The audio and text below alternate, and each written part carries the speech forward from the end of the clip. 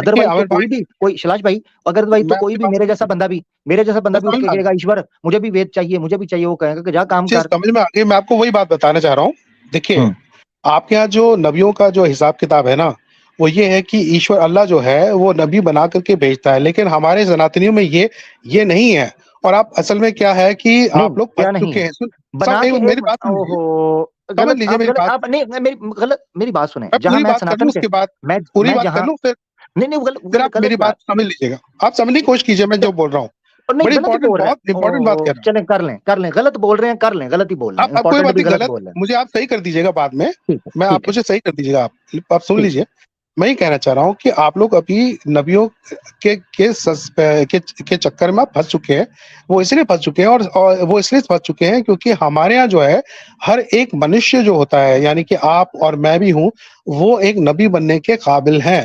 ہمارے یہاں کوئی ایسا اسپیشل کیٹیگری نہیں ہے کہ وہ سب سے پہلے اوپر سے ہی نیچے آئے گا. وہ ہمارے ہاں یہی بہت بڑی چیز ہے کہ ہر ایک منشیہ جو ہے وہ سادھنا کر کے, وہ تپسیا کر کے رشی بن سکتا ہے. اور جیسی رشی بن سکتا ہے اس کو وہ چاہے تو ڈائریکٹلی جو ہے اللہ یا ایشور سے پرمیشور سے ڈائریکٹلی کانٹیکٹ ثابت کر سکتا ہے. لیکن آپ کے ہاں کیا ہے کہ آپ لوگ پھنس چکے ہیں, کیونکہ آپ کے ہاں انتم نبی آپ کا ہے لاسٹ خط. آپ پھنس چکے ہیں اس لیے کیونکہ ختم نبوت کی وجہ سے پھنس چکے ہیں. اب آپ کے پاس کوئی اللہ کے ساتھ ڈائریکٹ کانٹیکٹ کرنے والا نہیں آنے والا ہے سوائے مہدی کے, اور وہی تبھی آئے گا جب سب کچھ ختم ہونے والا ہوگا. لیکن ہمارے یہاں ایسا نہیں ہے. ہمارے یہاں ہر ایک جنریشن میں ایک نبی آ سکتا ہے. ہمارے یہاں ہر ایک بندہ جو ہے وہ تپسیا کر کے نبی بن سکتا ہے. چلیے بتائیے. مکمل ہو گئی جی. اب آپ کی غلطی نکلنے لگی ہے. اب مجھے یہ کہا نا کہ مجھے نہیں پتا, تو میں آپ سے سلام کر لوں گا, کیونکہ جی آپ نے جتنا لمبا بھاشن ادھر پروچن دیا ہے نا وہ جی سارا غلط دیا ہے. ہاں نبی کا بتائیے اسٹیٹس کیا ہوتا ہے؟ بتائیے. نبی کا اسٹیٹس کیا ہوتا ہے؟ نبی کا اسٹیٹس ہوتا ہے وہ میسج دیتا ہے نا. وہ پھر غلط مطلب فیوچر کے بارے میں بتاتا ہے, میسج دیتا ہے. کدھر لکھا ہے؟ پیغمبر نہیں فیوچر نہیں, نبی کا اسٹیٹس پوچھ رہا ہوں. اسٹیٹس ہے وہ ایک اللہ کے بارے میں, یا آپ کے جو ایشور ہے آپ کے جو بھی ہیں ان کے بارے میں, گاڈ کے بارے میں بتاتا ہے وہ کہ آدمی کو کیا کرنا چاہیے کیا نہیں کرنا چاہیے. وہ تو میں بھی میسج. بتا رہا ہوں, میں بھی بتا جی رہا ہوں. جی. ہاں وہ تو میں بھی بتا رہا ہوں کہ یہ نہیں کرنا تو چاہیے, یہ آپ کرنا بتائیے چاہیے. نا. ہاں تو بتائیے نا کیا ہے. ہاں آپ یہی کو تو ہے پتا نا. ابھی بولیں کہ نہیں پتا مجھے, یہ بولیں. نہیں مجھے جتنا مجھے سمجھ میں آتا ہے میں نے آپ کو بتا دیا. آپ مجھے بتائیے اس میں میں کیا ایڈ کرنا ہے. سمجھ میں آنے کے لیے کوئی بیس جی ہوتی ہے نا. مثال کے طور پہ میں سناتن دھرم کے بارے میں کوئی چیز سمجھنا چاہتا ہوں, نہیں مجھے بتا تو دیجیے, اگر غلطی ہے تو بتا دیجیے.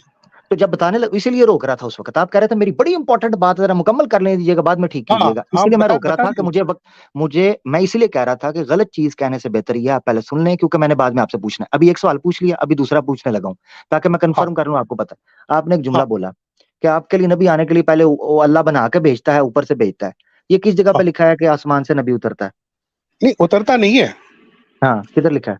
اوپر سے اترتا آتا نہیں ہے. وہ انسانوں میں سے ہی نبوت اس کو ملتی ہے, لیکن ہے. اللہ جو ہے آپ نبوت دیتا ہے. ہاں نہیں دیتا ہے, ٹھیک ہے. آپ نے کہا اوپر سے آتا ہے, اس کا مطلب ہے اوپر سے تو نہیں نہ آتا, نیچے ہی اوپر ہوتا ہے سے نا. نہیں, بہت سارے نبی ایسے ہیں جو کہ جیسے کہ جیزس ہیں.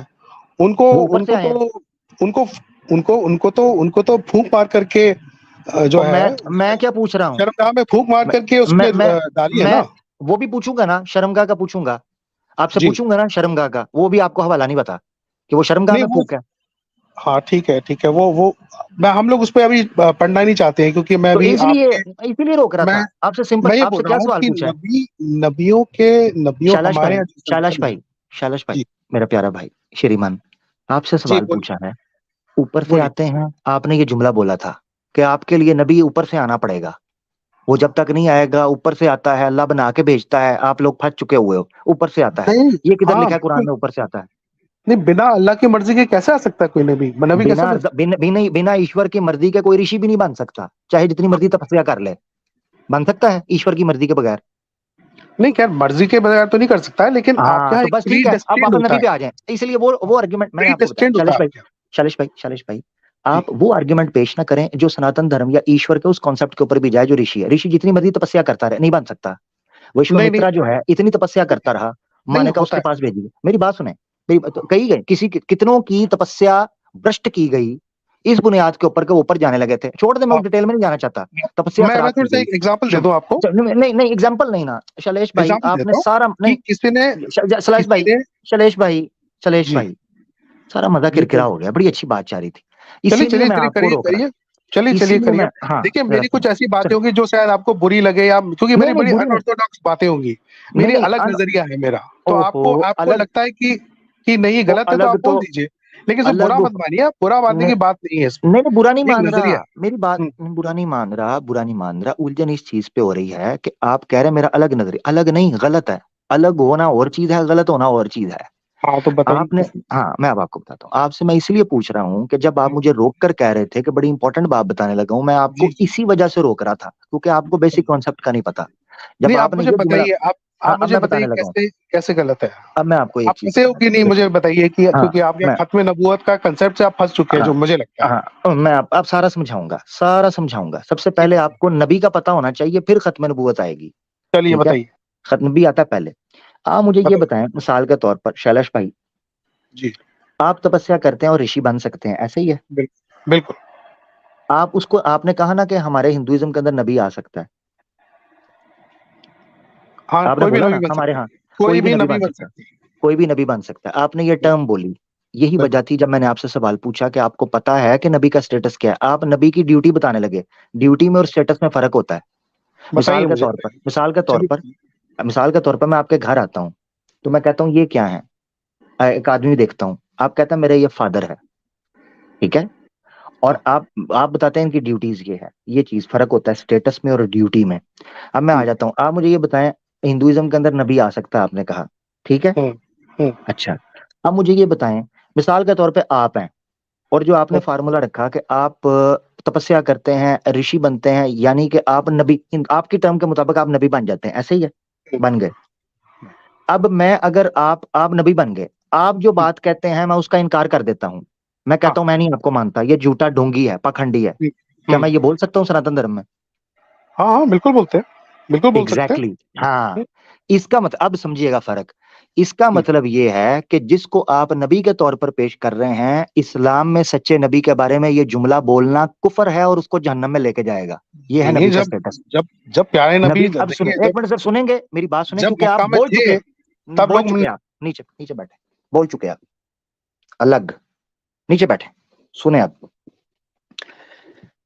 पंडित जवाहरलाल नेहरू ने 1930s के अंदर अल्लामा मोहम्मद इकबाल को खत लिखा, और उन्होंने कहा कि क्या वजह है कि आप तो थोड़े से लिबरल, थोड़े मॉडर्न माइंड फील होते हैं, ठीक है। मैंने आपको तसल्ली, आपने मुझे एक बार कहा था, मैं बड़ी इंपॉर्टेंट बात करने लगा हूं, और आपने खच्चो खच चताली, झूठो झूठ चुताली, कूड़ कबाड़ कट्टा मिट्टी, गलत इंफॉर्मेशन इस्लाम की तरफ थोपना शुरू कर दी। मैं चुप करके सुनता रहा, बोंगियों पर बोंगी मारी। मैं बोलता हूं, बीच में लुच तलना शुरू कर देते हैं और कहते हैं बुरा मत माने। हाँ, बुरा मत माने, मेरे सामने बैठ के मेरी बुराइयां ही करते जाएं, बुरा मत माने। ऐसे नहीं होता मेरा भाई शैलेश भाई। बड़ी अच्छी बात चल रही थी, मैंने आपको अच्छे से सुना था, आपको चाहिए था कि मुझे अच्छे से सुनते। जब मैं कह चुका था मुझे बात मुकम्मल करने दीजिएगा, बीच में बोलते हैं अफसोस के साथ। जब जब तक शैलेश भाई याद रखें, आप मुसलमानों के ऊपर भरमबाजी करते होंगे जहां आप होंगे, वो आपको सुनते होंगे। जब तक आप अच्छे से सुनेंगे नहीं, आपकी गलतियां दूर नहीं होंगी। वरना आप मुसलमानों और इस्लाम के बारे में इसी तरह गलत फहमियां लेके चले जाएंगे इस दुनिया से भी, सुनेंगे ही नहीं तो समझने के लिए सुनना पड़ता है। लुचने बीच में तलते हर थोड़ी देर बाद। अब सुने वापस, पंडित जवाहरलाल नेहरू जो थे, अल्लामा इकबाल को 1930s में खत लिखे और उनको कहा कि आप कादियानियों के बारे में, जिन्होंने मिर्जा गुलाम अहमद कादियानी को नबी कहते हैं, इनके बारे में इतना स्ट्रॉन्ग स्टांस क्यों है आपका, आप इनको काफिर क्यों कहते हैं? अल्लामा इकबाल, डॉक्टर अल्लामा इकबाल ने 3 खत लिखे थे, और उसके बाद एक छोटा सा रिसाला लिखा था, एक पंफलेट लिखा था, जो बाद में किताबी शक्ल के अंदर शाया हुआ, अभी पीडीएफ में मिल जाएगा। 1933 गालबन या 30s में करके कहीं लिखा था, अपनी आखिरी उम्र में। इस्लाम एंड अहमदिज्म, इस्लाम एंड अहमदिज्म, ये अल्लामा इकबाल की वो किताब थी। उसमें पंडित जवाहरलाल नेहरू को उन्होंने एक्सप्लेन किया कि हिंदू कभी भी मुसलमानों के कॉन्सेप्ट ऑफ प्रॉफिटहुड की इंपॉर्टेंस, सिग्निफिकेंस और उसके स्टेटस को समझ ही नहीं सकते لہذا ان کو پتہ ہی نہیں ہے کہ پروفٹہڈ کیا ہوتی ہے، نبوت کیا ہوتی ہے. یہ اس کتاب کے اندر علامہ اقبال نے نہرو کو لکھا. یہی وجہ ہے کہ تم چونکہ نہرو پنڈت صاحب آپ پروفٹہڈ کو سمجھ نہیں سکتے، اسی لیے آپ کہتے ہو کہ قادیانیوں پر ہاتھ ہلکا رکھو، کیونکہ آپ کو پتہ ہی نہیں انہوں نے جرم کیا کیا ہے. اب آپ کو پوائنٹ میں جب بتانا مقصد یہ تھا کہ نہرو جو پنڈت تھا، اتنا بڑا پڑھا لکھا ہندوستان کا، کانگریس کا، اس کو سمجھ نہیں آئی، اور آپ آ کے آج کہتے ہیں جی ہندو دھرم کے اندر ہر دوسرا کو نبی بن سکتا ہے. آپ کو سمجھنا چاہیے کہ مسلمانوں کے ہاں نبوت کا کانسیپٹ کیا ہے. میں آپ کو بتاتا ہوں. میں نے آپ کو ایک مثال سے سمجھایا.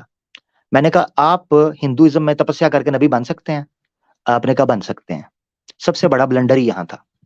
اسلام میں نبوت کے کانسیپٹ کی بیس یہ ہے کہ وہ اکتسابی نہیں ہے، استفائی ہے. آسان لفظوں میں بتاتا ہوں. یو کین ناٹ ایور ارن پروفٹہڈ. دس از دا فلسفی آف پروفٹہڈ. نبوت کبھی بھی ارن نہیں کی جا سکتی. ارن اس کا مطلب کیا ہے؟ نبوت تپسیا، کشٹ، ریاضت، عبادت اور غاروں میں جا کے پوجا کر کے کوئی نبی بننا چاہے، ہم اس کو نبی نہیں مانتے. اسلام میں نبی خالصتاً اللہ کی عطا ہوتی ہے. کوئی بندہ یہ نہیں کہہ سکتا کہ میں چونکہ تپسیا کر رہا ہوں، میں نے کشٹ کیا ہے تو میں نبی بن گیا. اس کا مطلب یہ ہے کہ جب آپ یہ جملہ بول رہے تھے نا، کیوں میں روک رہا تھا آپ کو؟ آپ سمجھ رہے تھے عامر اقبال ٹوک رہا ہے، انٹرپٹ کر رہا ہے. اس لیے کر رہا تھا کہ پتا کچھ بھی نہیں اور تڑ تڑ تڑ تڑ تڑ. تو میں ویلا نہیں بیٹھا کہ میں بونگیاں سنوں، کہ جب کانسیپٹ آف پروفٹہڈ کا پتہ ہی نہیں. پہلا بلنڈر یہ تھا کہ جب آپ نے کہا ہندوازم کے اندر کوئی بھی نبی بن سکتا ہے، آپ کو پھر پتہ ہی نہیں نبی کیا ہے. قرآن میں اللہ تعالیٰ کہتے ہیں مشرکین، آج کے مشرکین بھی، یہ شالاش بھی مشرک میں تھا نا، مورتی پوجا. قرآن میں لکھا ہوا ہے مشرکین اللہ کے رسول کو کہتے تھے کہ یہ کیا ہے، کہ کیا ان دو وادیوں کے اندر قریش میں اللہ کو صرف یہی بندہ ملا ہے، جبکہ اتنے اتنے بڑے عالم فاضل تپسیا کرنے والے لوگ ہم. ایک منٹ رکنا.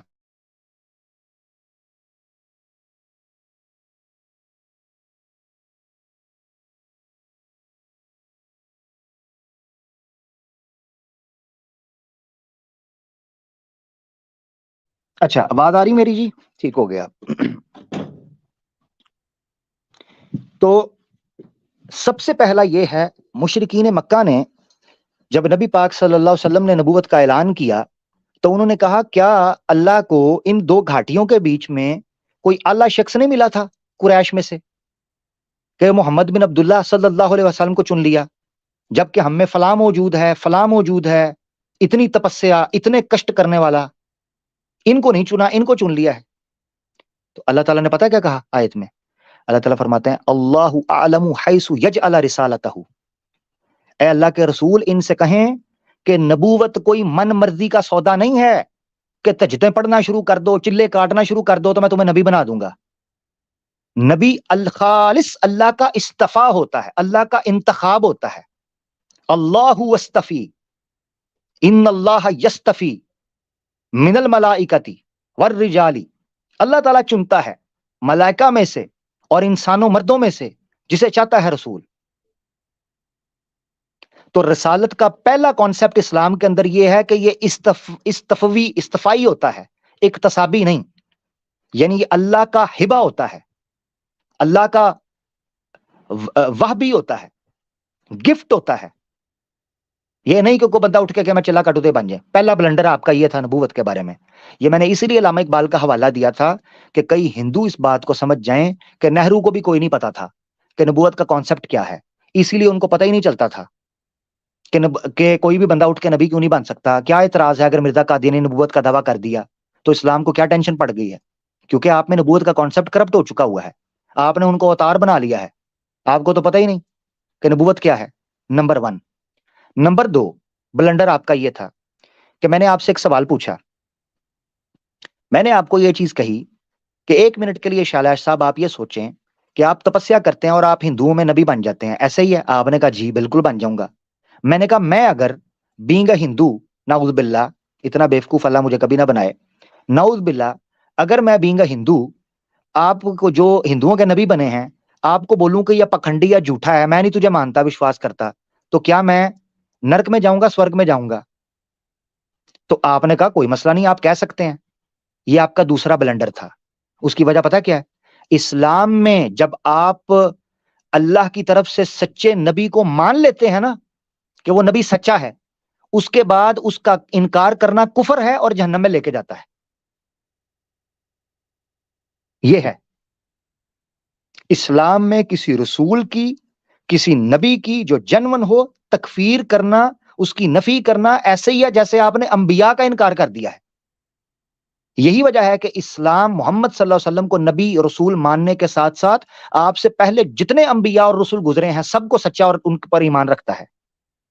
ہم کسی ایک کی بھی تکفیر، یہ مثال کے طور پر محمد صلی اللہ علیہ وسلم کی گستاخی نہیں، ہمارے نزدیک عیسیٰ علیہ السلام کی، ہمارے نزدیک موسیٰ علیہ السلام کی، ہمارے نزدیک جتنے انبیاء سچے رسول گزرے ہیں ان کی گستاخی ایسے ہی جرم اور کفر ہے جیسے محمد صلی اللہ علیہ وسلم کی گستاخی ہے۔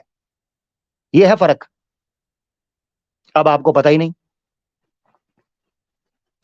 ہمارے نزدیک نبی کا انکار کرنا بے عینی ہی ایسا ہے جیسے آپ نے اللہ کا انکار کر دیا ہے۔ قرآن میں اللہ تعالیٰ کہتے ہیں وَمَن يُطِعِ اللَّهَ وَمَن يُطِعِ الرَّسُولَ فَقَدْ أَطَاعَ اللَّهَ، جس نے اللہ کے رسول کی اطاعت کی، اللہ کے رسول کی اطاعت کی، وہ ایسے ہی ہے جیسے وہ اللہ کی اطاعت کر رہا ہے۔ تو جس نے اللہ کے رسول کا انکار کیا ایسا ہی ہے جیسے وہ اللہ کا انکار کر رہا ہے۔ شیلش بھائی، اتنی بڑی بھونگی مارنے سے پہلے اسلام کے کانسیپٹ آف پروفٹ ہوڈ کو سمجھ لیں کہ ہم نبی کہتے کسے ہیں اور نبی ہوتا کیا ہے۔ ایک چیز۔ دوسری چیز سمجھ لیں، آپ نے کہا نبی کہتے ہیں جو خبر دیتا ہو۔ کیسی خبر دیتا ہو؟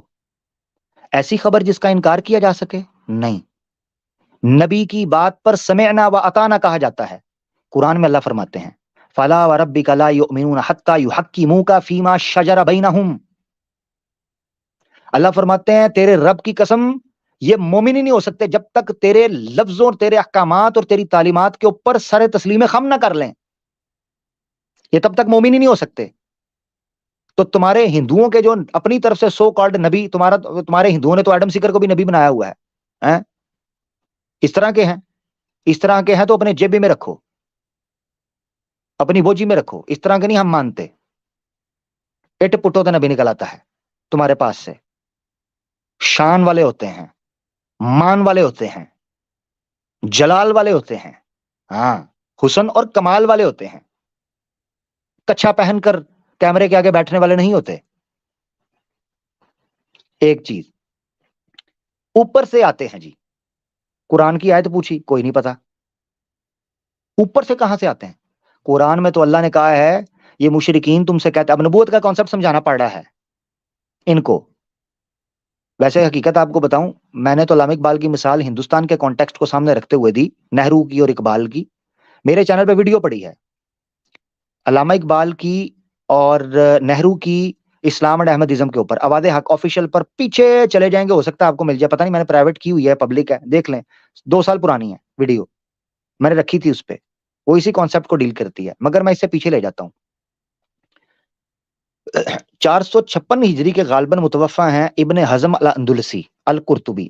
اس وقت جو غرناطہ تھا یا قرطبہ تھا، اس کورڈوبا جو اس وقت اسپین کے انڈر آتا تھا، وہاں کے ایک بہت بڑے امام ہیں ابن حزم۔ انہوں نے کتاب لکھی ہے الملل والنحل، یعنی کلاسک ٹائمز کے اندر ہیں، ہسٹری کے اندر پرانے ٹائمز میں اسلامک اسکالر مانے جاتے ہیں۔ اور ایک کتاب لکھی کہ الملل والنحل، اس میں ایک انہوں نے چیپٹر باندھا ہے براہمین۔ براہمین سے انہوں نے کیا باندھا ہے؟ الہنود، یعنی برہمن وادی۔ برہمن وادی سے مراد یہ ہے کہ اس وقت اسپین میں رہنے والے لوگوں کو بھی پتا تھا کہ ہندوستان میں برہمن واد چلتا ہے، برہمنزم۔ یہ ویدک کلچر یا ہندو کلچر یا سناتنی نہیں ہے، یہ برہمن وادی ہیں۔ تو ابن حزم نے بھی اس کے اندر ایک ٹائٹل باندھا ہے عربی زبان میں براہمین۔ وہ کہتے ہیں جو برہمن وادی ہیں ان کے ہاں بھی نبوت کا کانسیپٹ کرپٹ ہو چکا ہے اور ان کو پتہ ہی نہیں کہ نبوت کیا ہے۔ اتنے پہلے حوالہ دے رہا ہوں آپ کو کہ اس وقت بھی ابن حزم نے لکھا کہ ہندوؤں کو یہ تصور سمجھ ہی نہیں آ سکتا کہ پروفیٹہڈ ہے کیا، نبوت کیا ہے، ان کو نہیں پتا۔ ابھی انہوں نے لکھا اپنی کتاب کے اندر اور پہ ایکسپلین کیا ہے۔ اب آ جاتے ہیں واپس۔ آپ نے کہا جی اوپر سے آتے ہیں، قرآن میں اللہ تعالیٰ فرماتے ہیں 3 جگہ پر دعائیں، ایک جگہ پر ابراہیم علیہ السلام نے دعا کی ہے اور ایک جگہ پر اللہ تعالیٰ نے اپنا احسان جتایا ہے. اللہ تعالیٰ فرماتا ہے لقد من اللہ علی المؤمنین اذ بعث فیہم رسولا منہم یتلو علیہم آیاتہ ویزکیہم. ایک جگہ پر کہا ربنا وابعث فیہم رسولا منہم، اے اللہ انہی میں سے رسول بھیج. اب اس وقت بھی مشرکین مکہ تھے. ان مشرکین مکہ نے کہنا شروع کیا کہ یار یہ کہتا ہے میں اللہ کا رسول ہوں، اس کے ساتھ فرشتے کیوں نہیں ہوتے؟ فرشتے بھی تو نظر آئے نا جو رسول بن کے آئے. تو اللہ تعالیٰ نے کہا اگر زمین میں فرشتوں نے رہنا ہوتا تو میں فرشتوں کو بھیجتا رسول بنا کے، جنہوں نے رہنا ہے انہی کو بھیجا ہے. اس کا مطلب ہے انہی میں سے انتخاب کرتا ہے. یہی وجہ ہے کہ انتخاب کا کرائٹیریا یا منتخب کرنے کا طریقہ یا منتخب کرنے والا شخص یا جس کو منتخب کیا جا رہا ہے، انتخاب کیا جا رہا ہے، اس کا کرائٹیریا یہ اللہ کے علاوہ کوئی نہیں جانتا. کسی نبی کی صداقت اس کی تعلیمات یا اس کی گزاری ہوئی زندگی ہوتی ہے. لقد لبثت فیکم عمرا، ہر نبی آتا تھا قرآن میں اللہ نے کہا ہے وہ کہتا تھا لقد لبثت فیکم عمرا، میں نے تم میں عمر کا ایک حصہ گزارا ہے، بتاؤ تو صحیح مجھ میں کوئی برائی پائی ہے؟ نمبر 1. نمبر 2 وہ کہتا تھا، اپنے آپ کو چیلنج پہ رکھتا تھا کہ پرکھو میری تعلیمات کو، پرکھو مجھے غلط ثابت کر کے دکھاؤ. اچھا اب آ جاتے ہیں جی آپ ختم نبوت کر کے پھنس گئے ہو. بہت اچھے. ہر وقت اس کشمکش میں رہنا کہ کوئی نیا نبی آ جائے گا تو پھر آزمائش میں پڑ جائیں گے کہ آیا سچا ہے جھوٹا ہے، معجزے، کرامت، تعلیم، شریعت. اس آزمائش میں پڑنا زیادہ آسان ہے یا ایک پیغمبر رحمت للعالمین آ کر اس بار اور بوجھ سے امت کو آنے والی قیامت تک کے لیے آزاد کر دے اور ایک ایسا شاہکار دے کے جائے شریعت کا کہ جو رہتی دنیا تک قائم ہو سکے؟ یہ بہتر ہے یا ہر نئے سال ہندوؤں کی طرح ہر پکھنڈی بابا کا انتظار کیا جائے کہ یہ سچا ہے کہ جھوٹا ہے؟